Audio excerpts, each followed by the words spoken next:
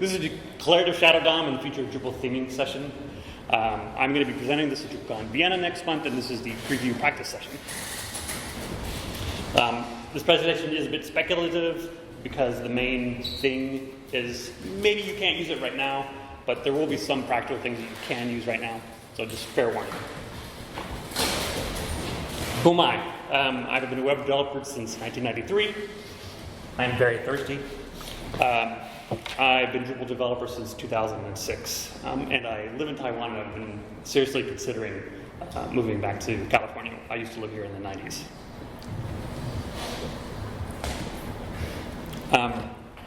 Why now? Why am I talking about Shadow DOM and web components now? This is actually my second presentation that I've given on web components. The first one was at 2014 at whatever DrupalCon was 2014. And in that session, I was like, hey, there's this new technology called web components. Why don't we take a look at it? It's good to have, use vanilla HTML, vanilla JS inside, Drupal. And somebody at the presentation was, hey, have you ever heard of this thing called React.js? And then I became a React developer for 10 years. It was a little early, 2014, but some people have actually been developing with web components, which is great. But the reason why I'm interested in it right now is because of what just got announced. If you haven't seen this before, this is a pretty new thing when you go to can I use and looking for whatever CSS or JavaScript feature, it'll show the baseline about whether this feature is available in all the browsers or none of the browsers, some of the browsers. And they give you the baseline will tell you limited availability means that not all of the major browsers implement it, just some. Newly available means just recently all of the browsers have started to, or have implemented this feature. Now, a lot of people were they don't want to use it right when it becomes newly available because not everybody's updated the browser. And so after some debate, the baseline group decided that 2.5 years after a newly available feature, it becomes known as widely available. They assume during those 2.5 years, 30 months, that most people will have upgraded the browser at least once during that time. So, the reason why I'm having this presentation is because on August 5th, just last year, Declarative Shadow DOM became newly available. And that means it'll become widely available in February 2027. So, why would you want to use Declarative Shadow DOM? Why would you want to use web components? I think it's really interesting being in web development for this long. I've seen a lot of old things become very new topics again. And one of them is server-side rendering. PHP is doing server-side rendering this entire time, right? But all of these front-end component libraries have basically been doing everything on the client side. They'll load up React.js, and it'll render and pull data all on the client side in the web browser. And they realized that, hey, if we could pre-render some of this stuff on the server and then add the client-side bits to it in the web browser, that would be a lot faster. And so React.js in version 19 implemented this new thing called server components and client components. And this pattern that they implemented is a common one, actually. And it's called split components, where if you've done React components before, they're just a single JavaScript file, so it encapsulates all of your styling, all of your HTML inside that one component. But now, if you want to have server-side rendering for that component, you actually need to split it into two files. One that is a server part that will render safely on the web browser that does not add any event listeners or things like that. You can't add client-side JavaScript in the server component. And then one part which renders the client-side bits. So this is the pattern that they're using. And if we take a look at back in 2023, React.js implemented this feature, and you can do server components and client components. But for web components, which is in the official HTML spec, right, all you could do was client components. There was no server rendering of a web component. You could not, if you wanted to have a web component on your HTML page, you had to use JavaScript in order to implement it, which means you could not get a web component without JavaScript running. So there was no solution for this bit of it. But now, August 2024, now they've added Declarative Shadow DOM. And this fills out the picture, and I can do split components using just web components.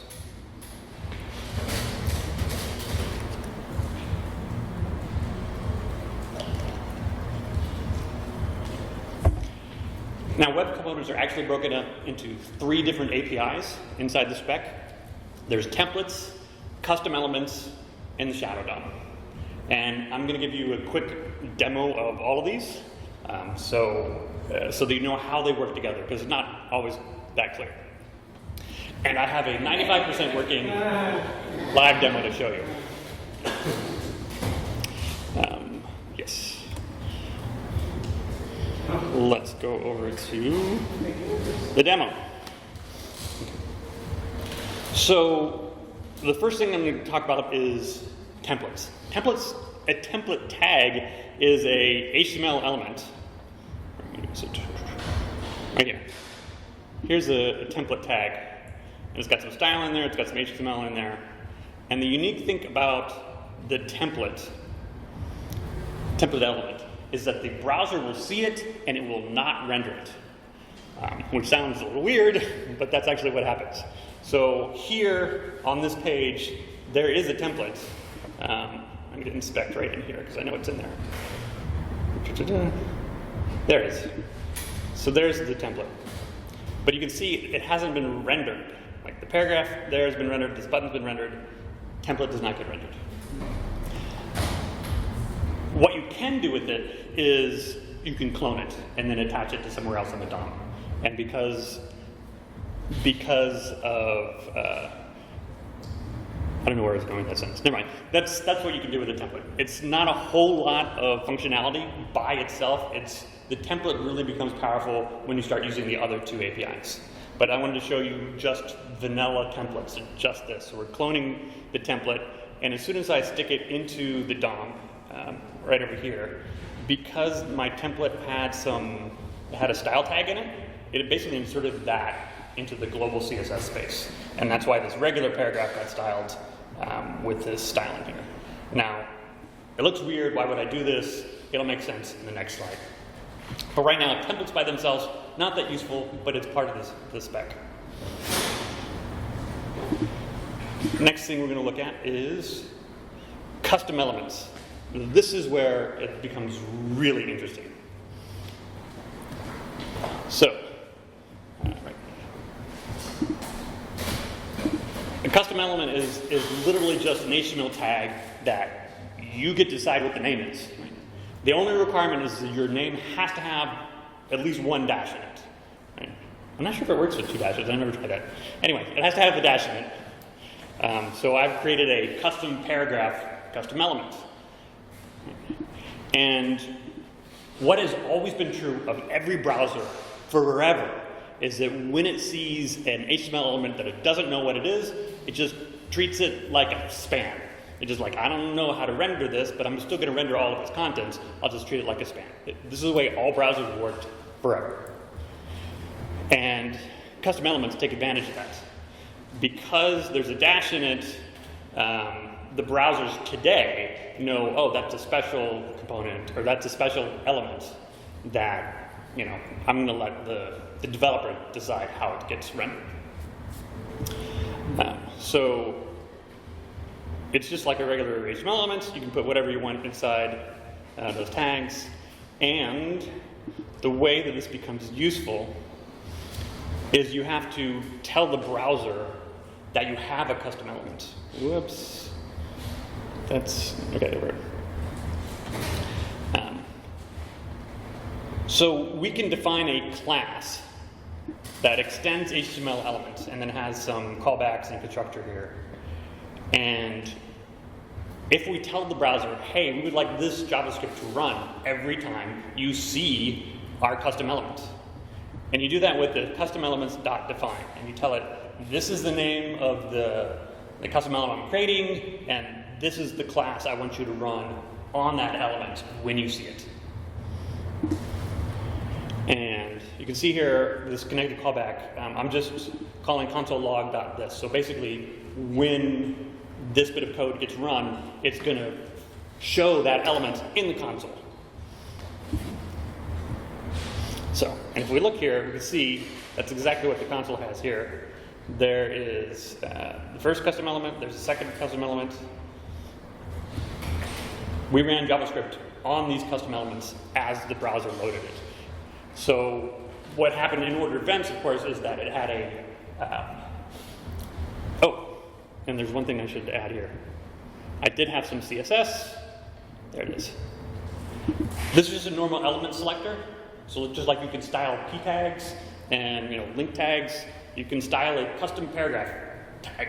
Right? That's all I did.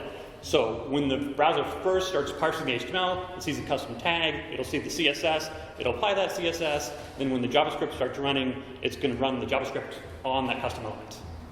This is super powerful. Custom elements are awesome. I wish I had known sort of about them just by themselves much earlier, but anyway. And the next part of our demo is going to be about the Shadow DOM.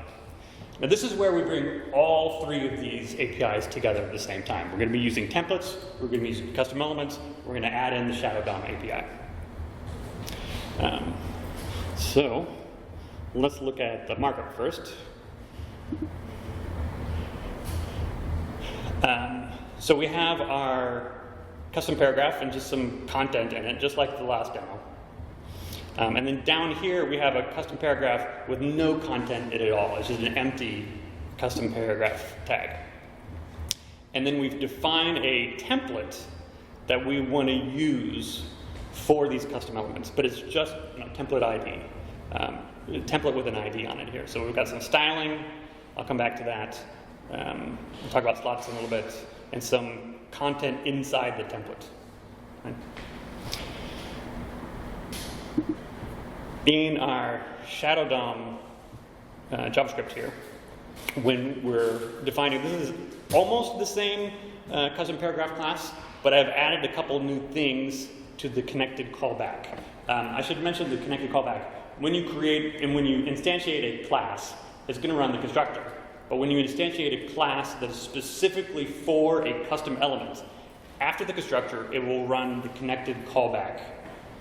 There's some other callbacks you can add that are part of the API. I'm not going to go over them. You can learn all about them. There's like a connected move callback, disconnected callback. I can't remember. Anyway, there's a few different callbacks you can use.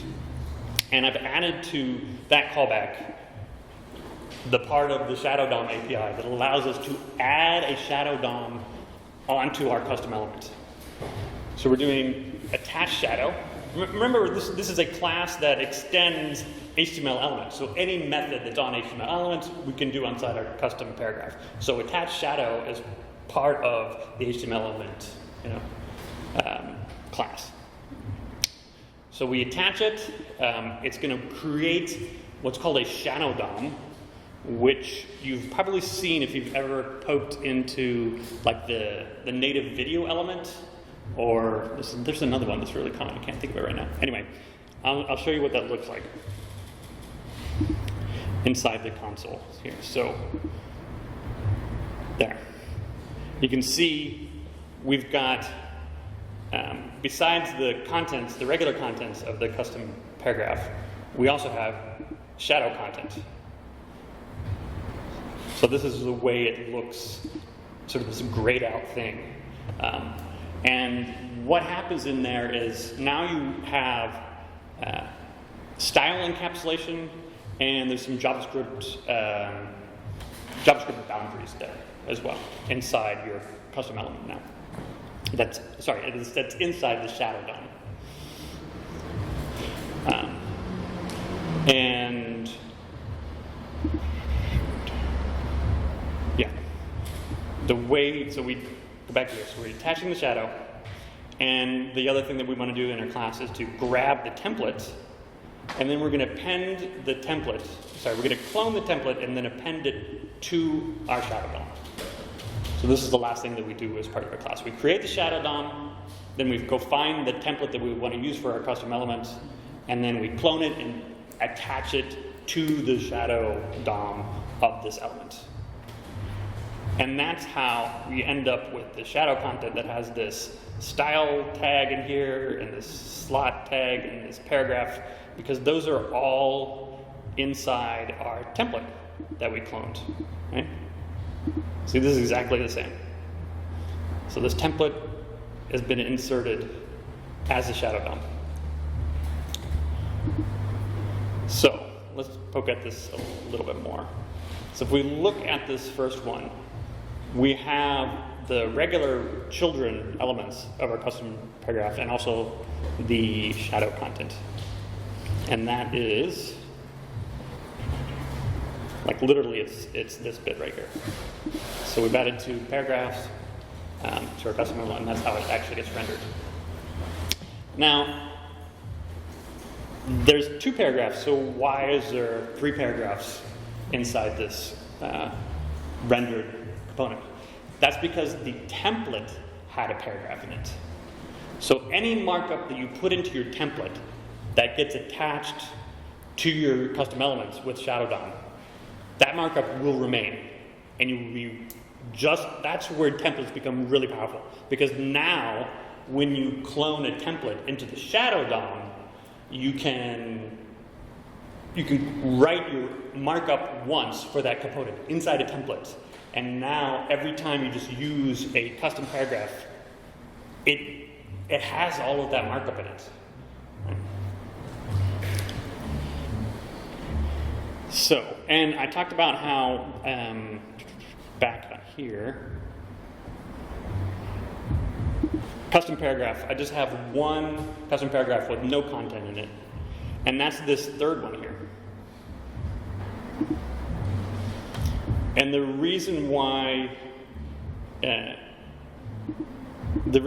has some content, even though I don't have anything, because this is part of the markup that was in the template. So we have our slot and the paragraph.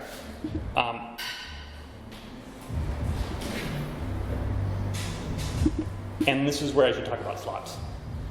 This is actually part of the template spec. You can't use slots on templates unless you also have Shadow DOM.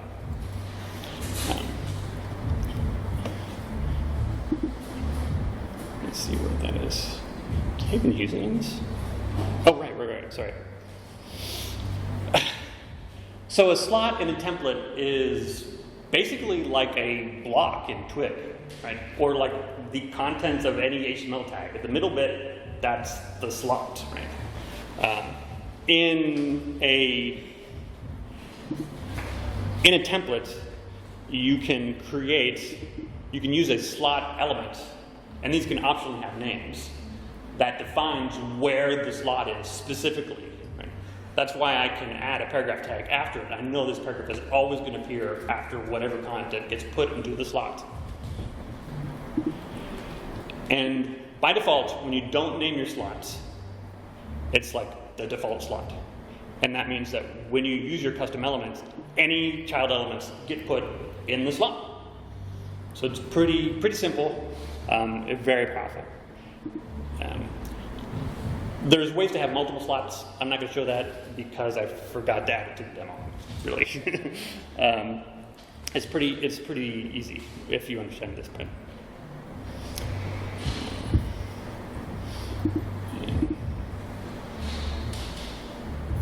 So the last bit we're going to talk about is, and I should say this demo here was required JavaScript, right? This is the way you would do it 2023 and earlier. You had to use JavaScript in order to get this to work. Now the last one is Declarative Shadow DOM. And there is no JavaScript running on this page at all. I removed all of the JavaScript that was in our last demo page. And you can see Declarative Shadow. That's it. That's the only JavaScript we have in there. So besides the JavaScript that prints out, no JavaScript was run on this page, there's no JavaScript on this page.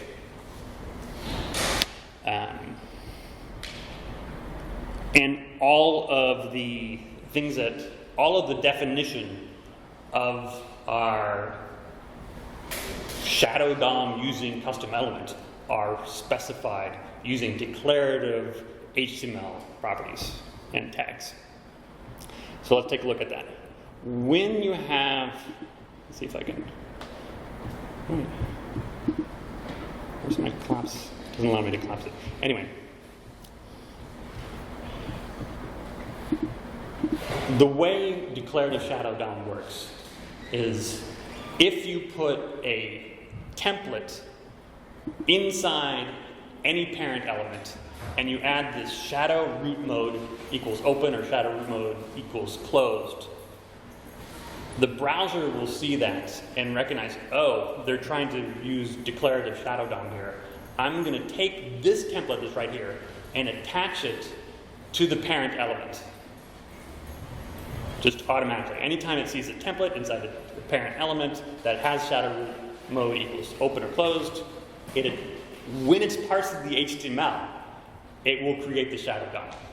So this is before any JavaScript run, it's already created the shadow DOM. Just because you have a template inside, in this case, our custom element as the children, as one of the childs.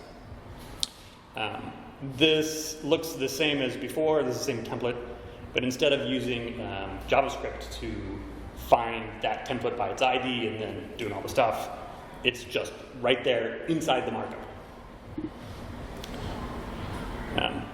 This does mean that every time you use that custom element, you need to include the exact same template every place in your HTML. This is where the markup is getting kind of long now because we include all the template again. And here's the third one, exact same template included one more time. But if you use Twig for any themes, you know you can sort of get around this bit, which is good.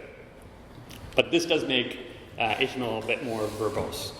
Fortunately, all browsers, I think most web servers will gzip most of your, most web browsers will gzip your HTML page. And that means that repeated bit of template won't make any impact to the size of your downloaded file. Right? It's just going to smush it down with gzip.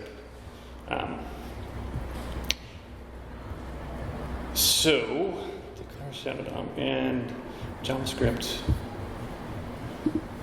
Right here.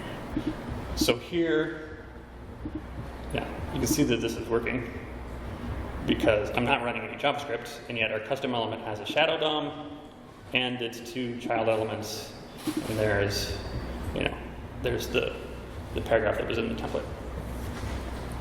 So no JavaScript, declarative shadow DOM. This is how it works. Let's see. I think there was. I think I skipped a slide. Right. This is another reason why I like custom elements. Because we're telling the browser, run this class, and on that custom element, anytime you see it, it means you don't need to use Drupal behaviors anymore. You don't need to use Drupal once anymore. Because it used to be that we would just write this JavaScript file, it would add a behavior, so anytime that Drupal would modify the DOM, it would fire off your Drupal behaviors.theme.attach, and you would have to search through the entire DOM and make sure that you weren't grabbing ones that have already been initialized and just find the ones that are not initialized, and then you run some JavaScript on that uninitialized bit of markup that you wanted to run. None of that needs to be done anymore. You just need to create a class. The class has access to that element with this, I don't know what the syntax. So this dot whatever, that's the element itself. So anything that you want to add a click handler, you can do it on this dot, what is it, new, whatever. But yeah, and it makes your JavaScript simpler. You don't have all of this sort of legacy Drupal bits inside your JavaScript. Yeah, so that's Shadow DOM components. We have templates, custom elements, and Shadow DOM.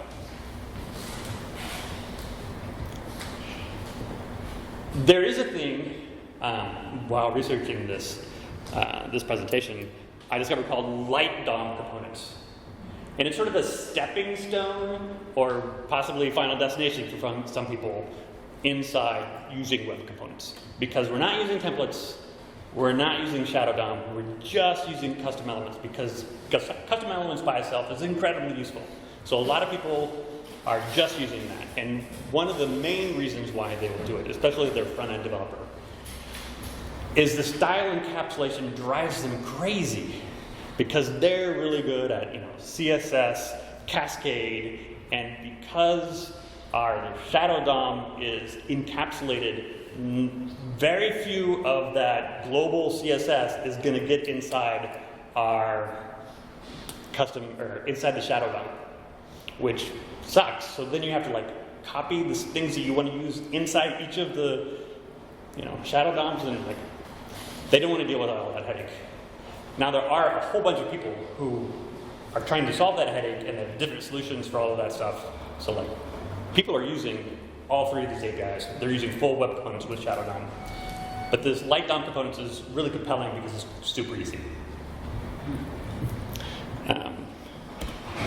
And I think I've got a demo of that as well.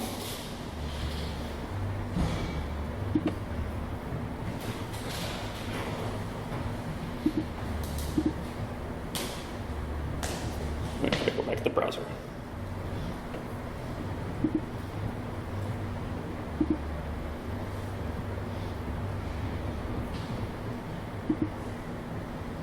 Oops, I've skipped a step.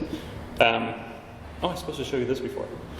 So how would you do Shadow DOM components with single directory components? And then I will show you light DOM example. Sorry. Like I said, I wrote these slides yesterday.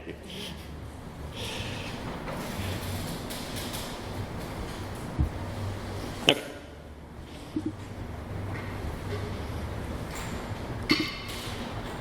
So if we have declarative Shadow DOM, and this is a regular Node 5 template inside a Drupal page here.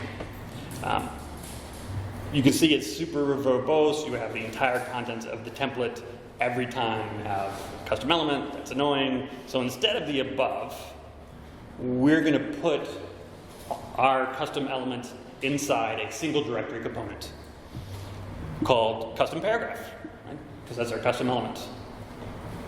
And we're going to have a block in there that is just content. Right? And then these are the child elements, become part of the twig block called contents. And if we take a look at our single directory component, it has our custom element, there's the template that we don't want to repeat. Now, because we're using single directory components, this template is in this one file and never repeated. Yay. And then it just has a twig block at the end. So when you embed a custom paragraph single directory components on any of your templates, you will get the custom element. This custom paragraph.twig has the custom paragraph.component.yaml, custom paragraph.css, which is, and a custom paragraph.js. So the JS is just the bit that adds all the shadow DOM and stuff like that. And because of single directory components, when you embed that custom paragraph, Drupal's going to load the CSS file, it's going to load the CSS file, and it's going to load the JavaScript for you, which is nice. So what does a light DOM? Because that was the full Shadow DOM web component. I created a different single directory component called light DOM, and here it is. We're not using declarative Shadow DOM here. We're not using templates. It's just a custom element. So it's just a custom element. This is, I don't know. You don't actually have to do it this way, right? You can just use the HTML on it. But we do get the light DOM JS loaded for free when you use it as a web component, or sorry, when you use it as a single directory component. So I don't know. You have to figure out what works best for you. So inside our light DOM.js, we're just using custom elements. So we're defining what the custom element is, and then this JavaScript is run on all of our custom elements. Right?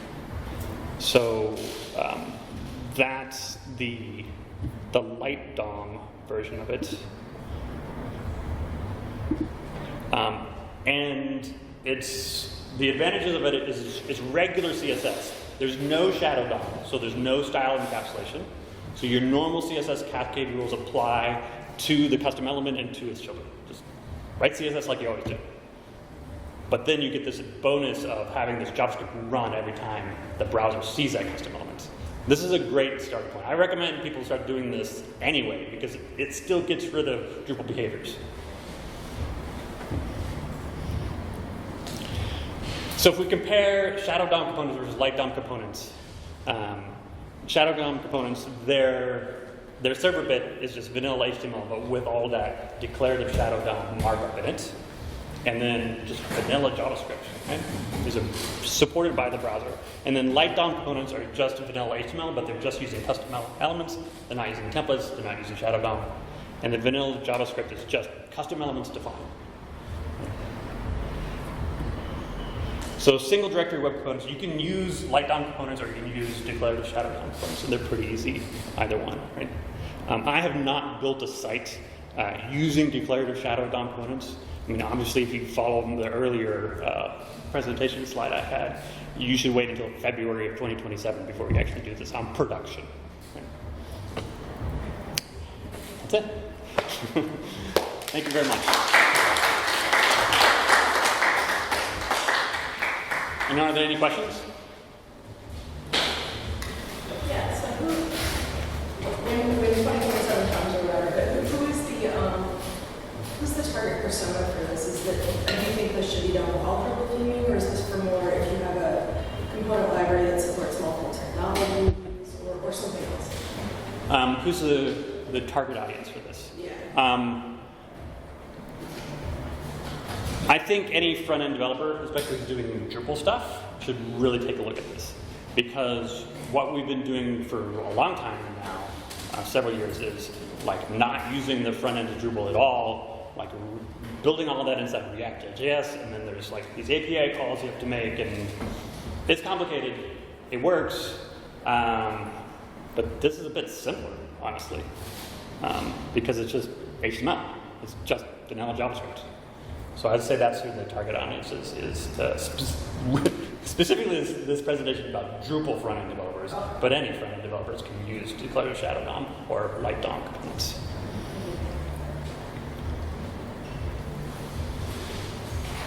So I remember looking at web components, I don't know, like 10 years ago, and it was a whole bunch of, it was really cool. It was like, this is really neat, but it's a whole bunch of JavaScript and polyfills and all this stuff to make it work, and it's like, this is cool, but it doesn't seem like it's quite ready yet.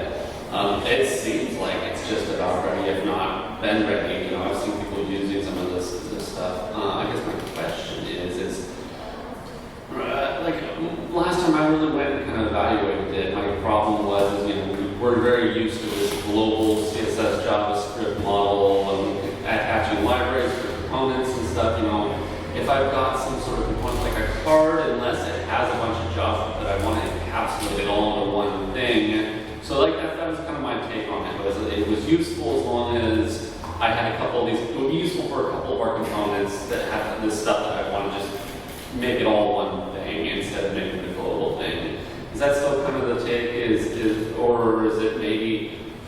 Is it like something you would want to move your entire component library to custom components or web components?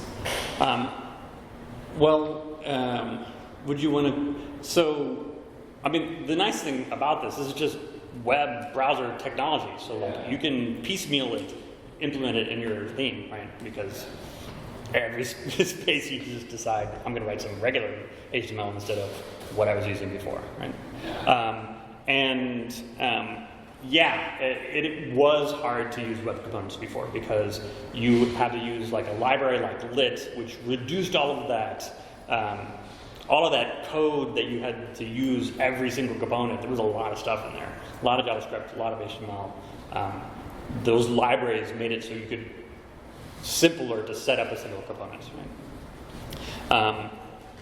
we're at a stage now where you don't need to use those libraries like lit.js. Right? You can write it. It's a little bit verbose, but it feels easier than it used to be. Yeah. So I would say it's 2027, February 27. That's when you could start using it right away. And yeah, just do it piecemeal, right? That's what I would recommend. If you have an existing site, try it on one component. I really like the light DOM components. I will definitely be using that immediately. And the shadow DOM components, I'm going to start playing around with it and seeing if it's viable for me to use it as my go-to for 2027. Don't know yet. Yeah, you also mentioned, so you also mentioned that there's some points when global CSS can't touch the shadow DOM and apply styling. That actually sounds like it could be an advantage in some situations. Yes, it can be. I'm specifically thinking of like Drupal's contextual links. There's been some sites that I've developed where like I'll open up the contextual links and then for some reason one of the links will be like giant blue text. And I'm like, oh damn. Because some global CSS affected that single class or that single link inside my dropdown. I don't know what's going on there. You could rewrite the contextual links as a web component with shadow DOM, encapsulate all the styles in there, and just don't let any CSS in at all. That'd be pretty nice, right? Any other questions? Yeah. Would you? I'm primarily a graphic developer these days. I used to do Drupal, but would you? I've got two questions. Would you do this to replace React in any way, or is it to kind of get the Drupal world in parity with how React works? Yeah. So would I replace React.js, or would I, if I was using Drupal, would I just start using this? I think that if you have an existing site using React.js, you need to keep using it, right? But for new projects, I would seriously consider using this. It is modern HTML, it's modern JavaScript, right? And you can use that on server-side PHP rendering of Drupal. Right? So it's way simpler setup. You don't have to use Webpack and all those build steps. Yeah. And was there a second question? Well, I kind of like. Or there was a two. I kind of had one as I was talking. I didn't have it fully formed, but my example is that I maintain a design system, and it's primarily in React, and our Drupal, our Twig version is kind of like a little side project. It's not used as much, and early on, I thought about using web components and trying to have it be cross-platform, but kind of a similar issue that he was having is that web components were too hard. And I'm not going to go rebuild everything, but if I were starting the new design system, like would web components be a better solution than to support multiple technologies? Yeah, if you're doing cross-platform, I think that the idea would be you write the template, the markup for that web component once, right, and use it in all the different technologies, right? That would be the ideal, right? And that way you could use it on. Where's it? Custom paragraph. Yeah. That way you could use it in Drupal or something else. Yeah. I feel like with a Twig setup like this, you could either have your source be regular HTML with like a little, flag inside the HTML comment that says replace this bit with, a slot or whatever, right? You could have, you could use, I forgot to mention here. So inside this custom paragraph, we're using the slot element of heading. So this paragraph goes in the default slot, and this H2 goes in the heading slot. So when we're looking at our our single source for our web component, either you would start with the Twig file and then pull that out and replace it with I don't know if you need to replace it with anything, actually. Well, whatever, like, if you're using some sort of JavaScript, there's some way you can nest elements and stuff like that. You would pull it into that sort of, right? Sort of the native version of that particular technology, right? So are all those elements like valid JSX, like the template and all that? Yeah. So actually, now that I think about it, I think it would probably be easier to have the original source be like JSX, right? Without any client-side, because this would be a server component in JSX if you're using React. And then you just like render that, and then the interior of that would be like a twig block, and then just render it to a file, and then like now it's your custom paragraph.twig. Okay. So like your source is custom paragraph.jsx. That's the one source of truth, and then it just builds the twig. Okay. Yeah, that gives me something to think about. Kind of sort of using kind of where she was going. Okay. Yeah.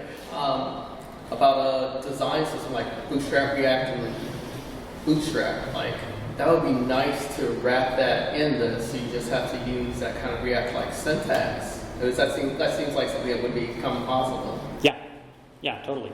I would say that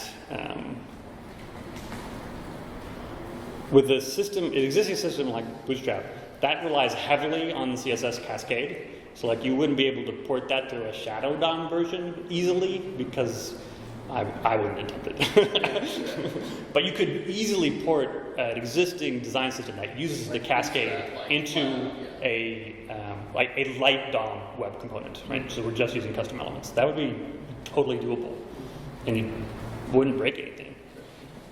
Yeah. Thank you very much. I appreciate it.